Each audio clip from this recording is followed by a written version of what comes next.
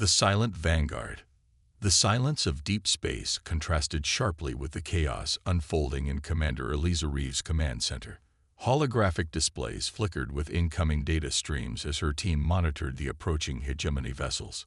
Earth had maintained its facade of technological inferiority for decades, a strategy that was about to pay dividends. "Status report," Reeves demanded, her voice steady despite the tension crackling through the hidden lunar base.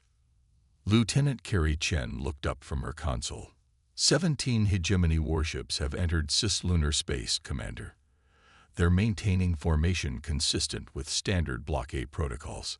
Reeves nodded, the blue light of the displays reflecting off her dark skin. At 43, she'd spent over half her life preparing for this day. The day the galactic hegemony would try to put humanity in its place. "They're hailing Earth's united government," Chen added. "Diplomatic channels." "Let's hear it." The voice of High Executor Vorax filled the command center, its translator rendering the chittering clicks of his native tongue into smooth, artificially perfect English. "People of Earth, the Galactic Hegemony Council has determined that your species requires intervention. Your unpredictable social development and concerning military applications of shared technologies have been deemed a destabilizing influence on galactic harmony. This is not a hostile action, but a necessary rehabilitation. Submit to hegemony authority, and your transition to full membership will proceed with minimal disruption."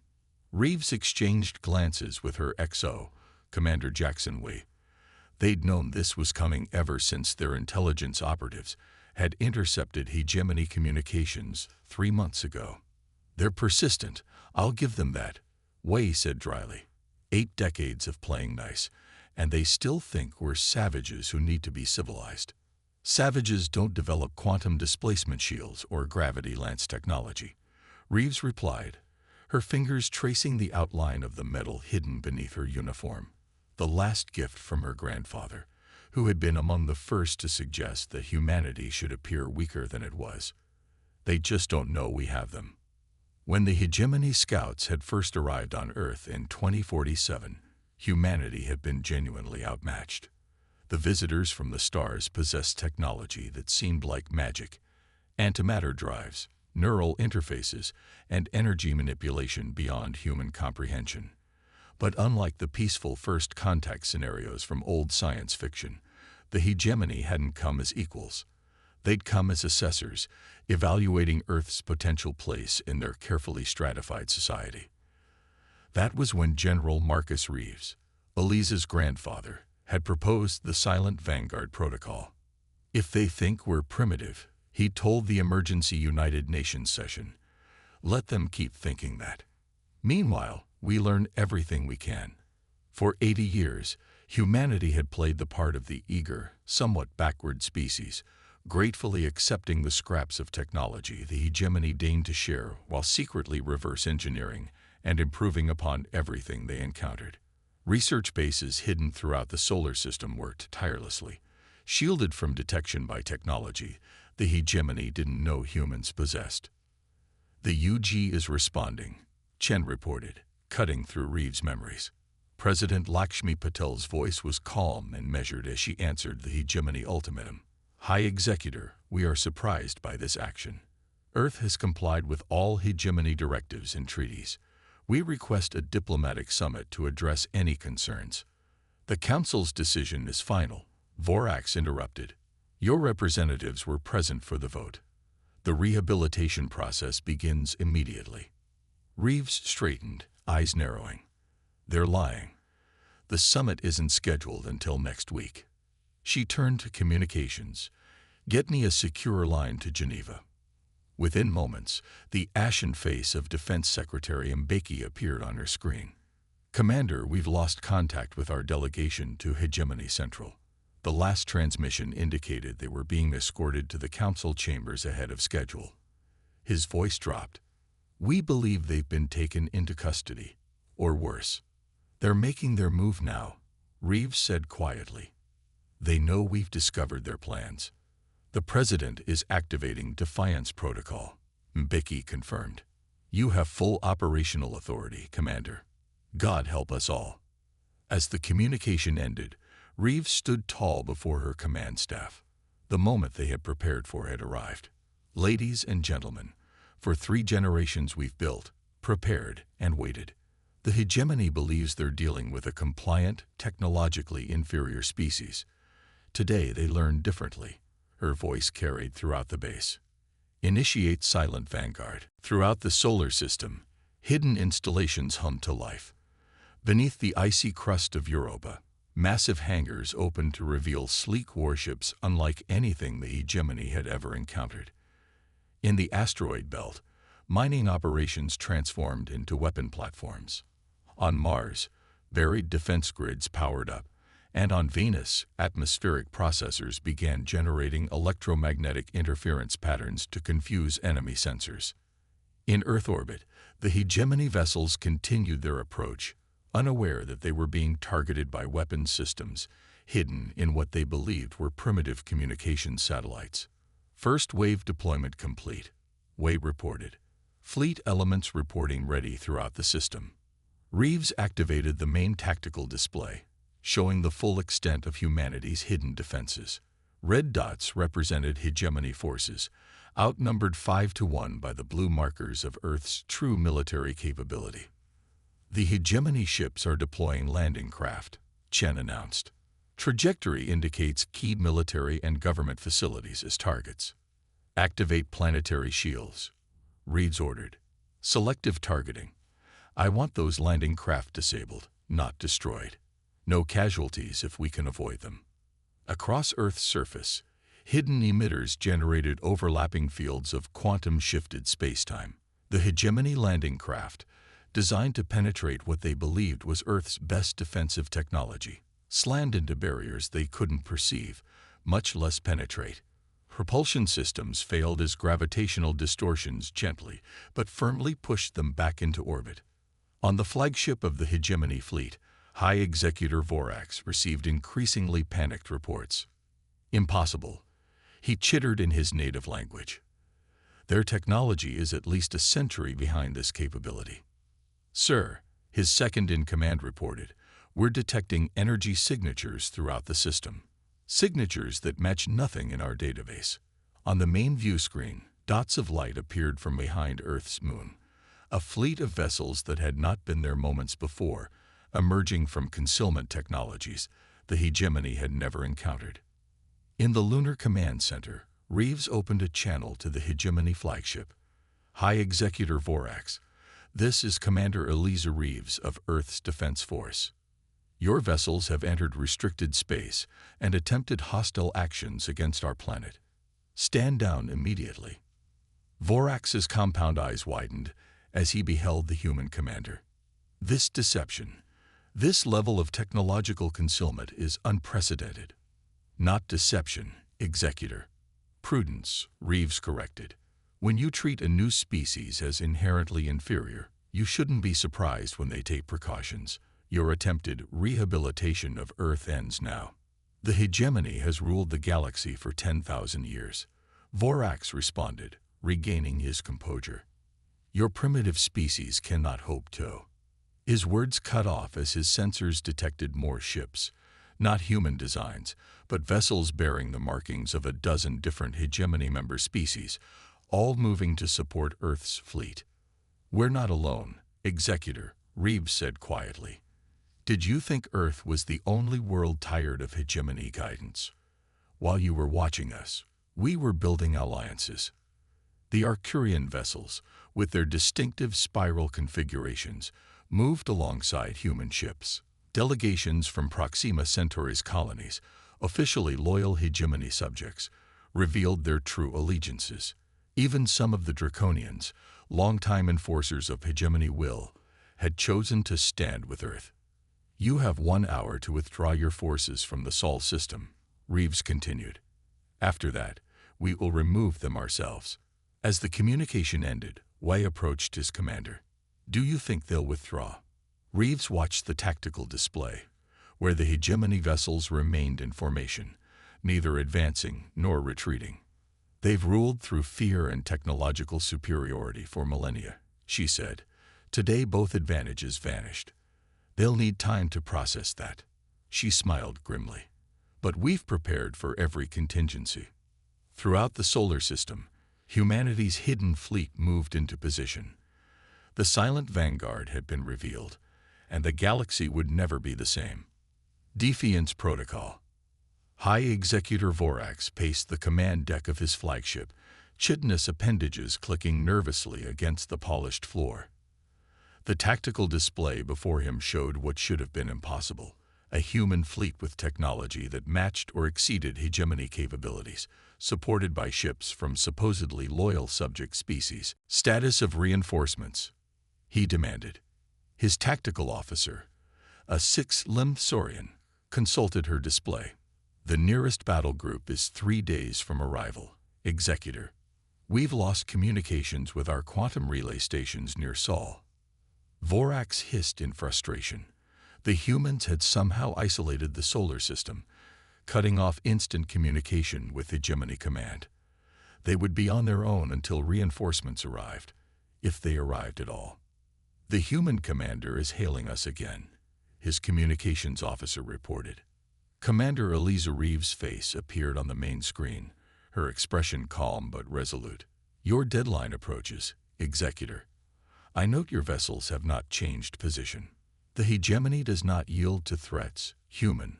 Vorax responded, drawing himself up to his full height. Our reinforcements are already en route. This deception of yours merely delays the inevitable. Reeves smiled slightly.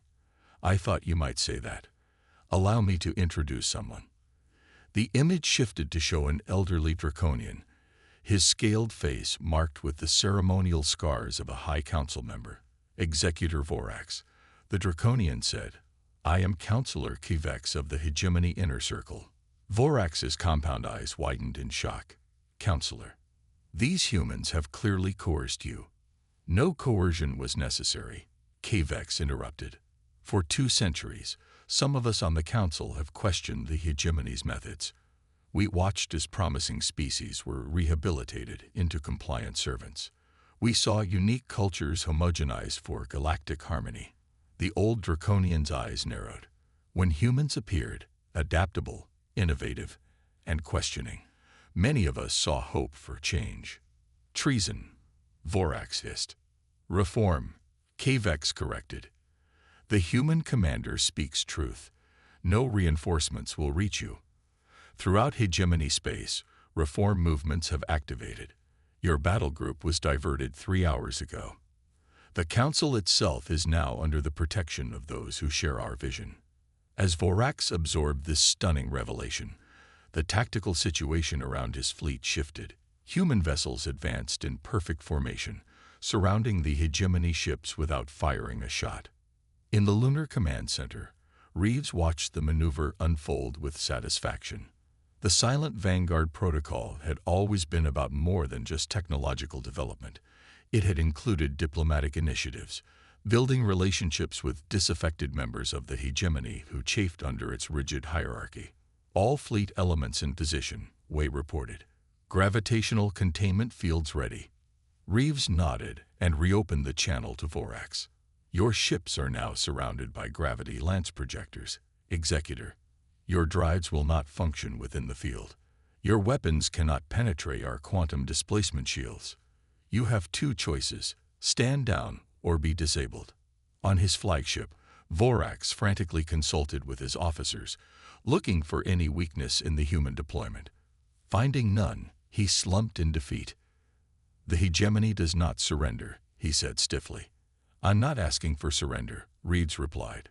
Just recognition of a new reality. The age of hegemony dominance is ending, Executor. What comes next depends partly on you. After a tense silence, Vorax gave the order to power down weapon systems. Throughout the solar system, hegemony vessels stood down as human ships moved in to escort them to designated holding positions. 24 hours later, Commander Reeves stood before the United Government Security Council in Geneva, delivering her report on the confrontation. The hegemony fleet has been secured, she explained to the assembled leaders. No casualties on either side. Counselor Kivex and the Reform faction, have established control over roughly 60% of hegemony territory, with negotiations ongoing in the remaining sectors. President Patil leaned forward. And our diplomatic delegation? Safe, Reeves confirmed. They were detained but not harmed. HFY had them protected when the reform movement activated. Defense Secretary Mbeki studied the data on his tablet. The technological advantages we revealed. How have they responded? With considerable shock, Reeves said with a slight smile.